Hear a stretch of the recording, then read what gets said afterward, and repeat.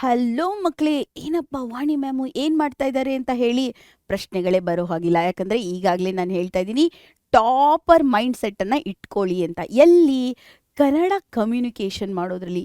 ಏನಪ್ಪ ma'am, communication ಮಾಡೋದ್ರಲ್ಲಿ ಹೆಂಗೆ ಟಾಪ್ ಮೈಂಡ್ ಸೆಟ್ ಇಟ್ಕೊಳ್ಳೋದು, ಹೆಂಗೆ ಮಾಸ್ಟ್ರಿ ಆಗೋದು ಅಂತ ಹೇಳಿ ಕೇಳ್ತೀರಾ? ಕಮ್ಯುನಿಕೇಷನ್ ಮೀನ್ಸ್ ನೀವು ಹೇಗೆ ಮಾತಾಡ್ತೀರಾ ಅಂತ ಹೇಳಿ, ನೀವು ಹೇಗೆ ಇನ್ನೊಬ್ಬರ ಜೊತೆ ಕಮ್ಯುನಿಕೇಟ್ ಮಾಡ್ತೀರಾ ಅಂತ.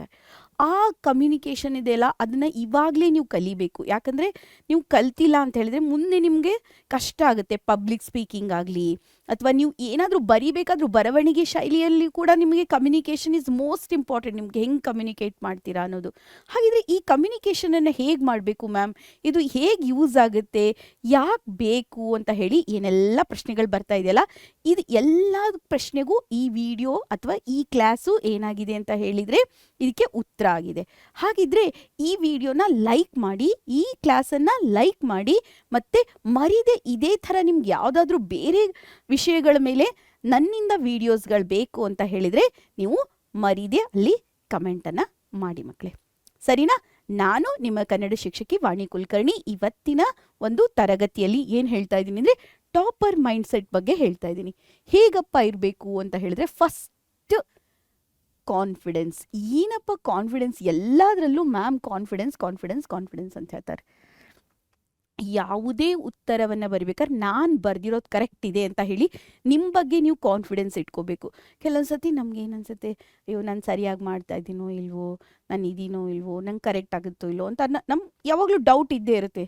ಆ ಡೌಟನ್ನು ಬಿಟ್ಟು ಝೀರೋ ಡೌಟ್ ಇಟ್ಕೊಳ್ಳಿ, ಫುಲ್ ಕಾನ್ಫಿಡೆನ್ಸ್ ಇಟ್ಕೊಳ್ಳಿ. Zero doubt, full confidence. ಓಕೆನಾ? ನೀವು ಆ ರೀತಿ ಮಾಡೋದ್ರಿಂದ ನೀವು ಕಾನ್ಫಿಡೆಂಟಾಗಿ ಸ್ಪೀಕ್ ಮಾಡ್ಬೋದು. ಸ್ಪೀಕ್ ಮಾಡೋದಕ್ಕೆ ಕಾನ್ಫಿಡೆನ್ಸ್ ತುಂಬ ಬೇಕು. ಅಂದರೆ ನೀವು ಯಾರ ಮುಂದೆ ಪಬ್ಲಿಕಲ್ಲಿ ಯಾರ ಮುಂದೆ ಮಾತಾಡೋದಕ್ಕೆ ನೀವು ಕಾನ್ಫಿಡೆನ್ಸ್ ಇರಬೇಕು, ಮತ್ತು ಕ್ಲಾರಿಟಿ ಇರಬೇಕು. ನಿಮ್ಮ ಮಾತಲ್ಲಿ ಕ್ಲಾರಿಟಿ ಇರಬೇಕು. ಮತ್ತು ನೀವು ಏನು ಮಾಡಿ ಗೊತ್ತಾ, ಅದನ್ನು ಎವ್ರಿ ಡೇ ಲಿಟಲ್ ಪ್ರಾಕ್ಟೀಸ್ ಮಾಡಿ. ಈಗ ಫಸ್ಟ್ ಲ್ಯಾಂಗ್ವೇಜ್ ಮಕ್ಕಳು ಸುಮಾರು ಜನ ಕನ್ನಡ ಮಾತೃಭಾಷೆ ಇರೋರಿಗೆ ಏನು ಕಷ್ಟ ಆಗಲ್ಲ. ಆದರೆ ಕೆಲವೊಬ್ರಿಗೆ ಏನಾಗಿರುತ್ತೆ, ಮನೆಯಲ್ಲಿ ಮರಾಠಿ, ತೆಲುಗು, ತಮಿಳು, ಇಲ್ಲಾಂದರೆ ಉರ್ದು, ಈ ಥರ ಬೇರೆ ಬೇರೆ ಭಾಷೆಗಳನ್ನು ಮಾತಾಡೋದ್ರಿಂದ ಆವಾಗ ನಿಮಗೆ ಕಷ್ಟ ಆಗುತ್ತೆ. ಯಾಕಂದರೆ ನಿಮ್ಗೆ ಅವಾಗ ಒಂದೊಂದು ಸತಿ ಏನನ್ಸುತ್ತೆ ಅಂತ ಹೇಳಿದ್ರೆ, ಅಯ್ಯೋ ಹೇಗೆ ಮಾತಾಡೋದು ಅಂತ ಹೇಳಿ ನಿಮಗೆ ಒಂದು ಸ್ವಲ್ಪ ಸಂಕೋಚ ಆಗುತ್ತೆ. ಆವಾಗ ನೀವೇನು ಮಾಡಿ, ಸ್ಮಾಲ್ ಸ್ಟೆಪ್ಸನ್ನು ತೊಗೊಂಡು ನೀವು ಅವ್ರ ಜೊತೆ ಒಂದು 10 ಸೆಂಟೆನ್ಸ್ಗಳನ್ನು ಅಥವಾ 5 ಸೆಂಟೆನ್ಸ್ಗಳನ್ನು ಆ ಥರ ಕಮ್ಯುನಿಕೇಷನ್ ಮಾಡಿ.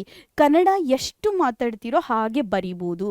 ನೀವು ಮಾತೇ ಆಡದೆ ಒಮ್ಮೆ ಬರೆಯೋಕೆ ಕೂತ್ಕೊಂಡ್ರೆ ತುಂಬ ಕಷ್ಟ ಆಗುತ್ತೆ. ಹಾಗೆ not only Kannada, I am telling, English ಕೂಡ ಅಷ್ಟೇ. ಇಂಗ್ಲೀಷ್ ಕೂಡ ಸ್ಪೆಲ್ಲಿಂಗ್ಸು ಅಥವಾ ಮಾತಾಡಬೇಕಾದ್ರೆ ಗ್ರಾಮರ್ ಯೂಸ್ ಮಾಡೋದು, ಅಥವಾ ಮಾತನಾಡುವಾಗ ಕೆಲವೊಂದು ಟೈಮ್ ನಾವು ಕೆಲವೊಂದು ಗ್ರಾಮೆಟಿಕಲ್ ಸ್ವಲ್ಪ ಈಸ್, ವಾಸ್, ಅಲ್ಲಿ ಇಲ್ಲಿ ಸ್ವಲ್ಪ ಹೆಚ್ಚು ಕಡಿಮೆ ಆದರೂ ನಡೆಯುತ್ತೆ.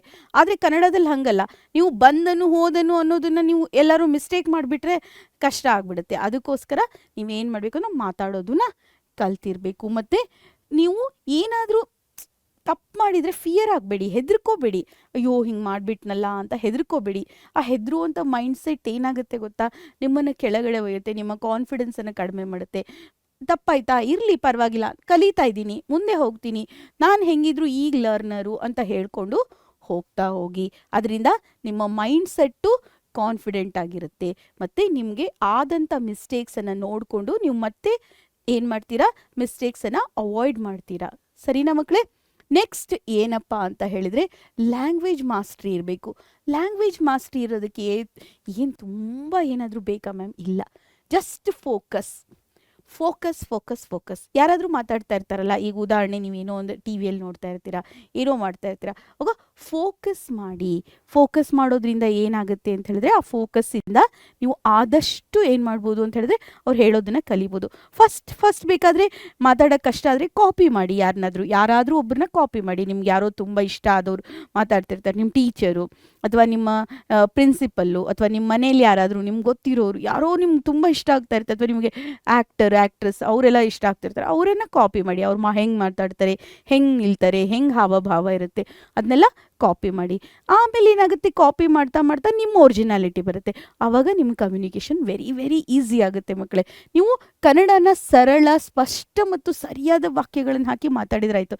ಈಗ ನೀನು ಬಂದೆ, ಹೋದೆ, ಇವೆಲ್ಲ ಮಿಸ್ಟೇಕ್ಸ್ ಅಂತೂ ಮಾಡೋ ಹಾಗೆ ಇಲ್ಲ. ಯಾಕಂದರೆ ನಾವು ಜೆಂಡರ್, ಲಿಂಗ, ವಚನ ಇವೆಲ್ಲ ನಮ್ಮಲ್ಲಿ ಜಾಸ್ತಿ ಇದೆ. ಯಾಕಂದರೆ ನೀವು ದೊಡ್ಡವರಿಗೆ ಯಾರಿಗೋ ಬಂದ, ಅವ್ನು ಬಂದ ಅಂತ ಹೇಳೋಕ್ಕಾಗಲ್ಲ, ಅವ್ರು ಬಂದರು ಅಂತ ಹೇಳಬೇಕಾಗತ್ತೆ. ಈ ಥರ ಎಲ್ಲನೂ ನೀವು ಸ್ವಲ್ಪ ಏನು ಮಾಡಬೇಕು, ಗಮನ ಇಡಬೇಕು. ಮತ್ತು ದಿನನಿತ್ಯ ಮಾತುಕತೆ ಆಡೋದನ್ನು ಪ್ರಾಕ್ಟೀಸ್ ಮಾಡಿ. ಎವ್ರಿ ಡೇ ಒಂಚೂರು ಮಾತಾಡೋದನ್ನು ಪ್ರಾಕ್ಟೀಸ್ ಮಾಡಿ. ಅಂದರೆ ಯಾರ್ದಾರ ಜೊತೆ ಕಾನ್ವರ್ಸೇಷನ್ ಮಾಡಿ, ನಿಮ್ಮ ಮನೆಯಲ್ಲೇ ಯಾರ್ದಾರ ಜೊತೆ ಮಾಡಿ. ಇಲ್ಲ ನಿಮ್ಗೆ ಯಾರು ಸಿಕ್ಕಿಲ್ಲ ಅಂದರೆ ಕನ್ನಡಿಯಲ್ಲಿ ನೀವೇ ನೀವು ಮಾತಾಡ್ಕೊಳ್ಳಿ. ಕನ್ನಡಿಯಲ್ಲಿ ನಿಮ್ಮನ್ನು ನೋಡಿಕೊಂಡು ನೀವು ಮಾತಾಡ್ಕೊಳ್ಳಿ. ಅದರಿಂದನೂ ಕೂಡ ಪ್ರಾಕ್ಟೀಸ್ ಆಗುತ್ತೆ. ಎಷ್ಟೊಂದು ಜನ ಕನ್ನಡಿಯಲ್ಲೇ ನೋಡಿ ಪ್ರಾಕ್ಟೀಸ್ ಮಾಡಿರ್ತಾರೆ. ಮತ್ತು ನಿಮ್ಮ ಪಠ್ಯ ಭಾಗದಲ್ಲಿ ಇರುವಂಥ ಪ್ರಶ್ನೆ ಉತ್ತರಗಳನ್ನು ಬರೀಬೇಕಾದ್ರೆ ಅದನ್ನು ಹೇಳ್ತಾ ಅಥವಾ ಹೇಳ್ಕೊಂಡು ಬರೀರಿ. ಅದರಿಂದ ಈಸಿ ಕಮ್ಯುನಿಕೇಷನ್ ಆಗುತ್ತೆ. ಅದರಿಂದ ಎರಡೆರಡು ಕೆಲಸ ಆಯ್ತು. ಇಲ್ಲಿ ಹೇಳೋದು ಅಂದರೆ ಸ್ಪೀಕಿಂಗ್ ಆಯಿತು, ಆಮೇಲೆ ಬರೆದು ತೆಗೆದ್ರೆ ರೈಟಿಂಗ್ ಆಯಿತು, ಎರಡೂ ಕೆಲಸ ಆಗೋಗುತ್ತೆ. ಆಮೇಲೆ ನೀವು ನ್ಯೂ ವರ್ಡ್ಸನ್ನು ಆದಷ್ಟು ಆ್ಯಡ್ ಮಾಡೋದಕ್ಕೆ ಶುರು ಮಾಡಿ. ಅಂದರೆ ಒಕ್ಯಾಬ್ಲರಿ ಡೈಲಿ ಎಷ್ಟು ಮಾಡಬೇಕು ಮ್ಯಾಮ್? 20, 15, 2 ಅಥವಾ 5. 2 ಆದರೆ ತುಂಬ ಕಡಿಮೆ ಆಗುತ್ತೆ, 5 ಮಾಡಿದರೂ ವೆರಿ ಕಂಫರ್ಟೇಬಲ್ ಆಗುತ್ತೆ. ಇಲ್ಲ ಎವ್ರಿ ಡೇ 2 ವರ್ಡ್ಸು ಇಲ್ಲ 5 ವರ್ಡ್ಸನ್ನು ಮಾಡಿದರೆ ಸಾಕು. ನಿಮ್ಮ ವೊಕ್ಯಾಬ್ಲರಿ ತುಂಬ ಜಾಸ್ತಿ ಆಗುತ್ತೆ, ಶಬ್ದ ಸಂಪತ್ತು ತುಂಬ ಜಾಸ್ತಿ ಇದೆ. ಆ ಶಬ್ದಗಳನ್ನು ಬಳಸಿ ನೀವು ವಾಕ್ಯಗಳನ್ನು ಕೂಡ ಮಾಡ್ಬೋದು.